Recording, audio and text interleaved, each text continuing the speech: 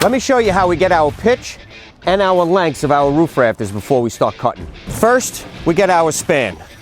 Our span is from one end of the top plate to the other end of the top plate.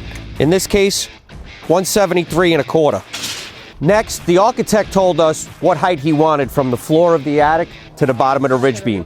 So in this case, it's 7'11". So that's gonna be our rise. Now we're gonna take those measurements, we're gonna input them into our calculator, and it'll give us the size of our rafter. Our rise we know from the architect, which is 7'11" to the bottom of the ridge, minus the height of the walls, gives us 63.5 inches. So, 63 inches, 1/2 rise.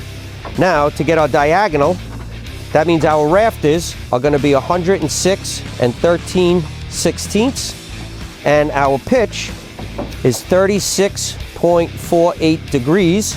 If we transfer that to our square, 36.48 degrees, it's about an 8.5 pitch. All right, so we know our pitch is an 8.5. Transfer that number onto the wood.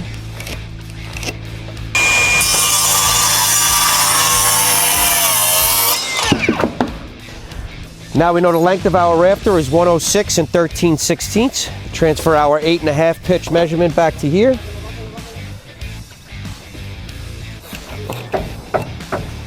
Now, our top plates are 2x4, so that's 3.5 inches. So we want to return this on a 3.5 inches so it sits even with the edge of the top plate. That's going to be our bird's mouth. So this house we call for a 12-inch overhang. So we're going to do 10.5 inches, mark it, plus the 1.5 fascia will give us a 12-inch overhang. Now we bring our 8.5 pitch back to here, 2x6 fascia, measure down 5.5, and then we return this back in.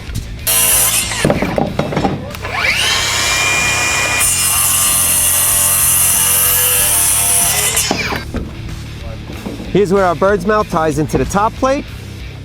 Drop it into the ridge beam, nail it in.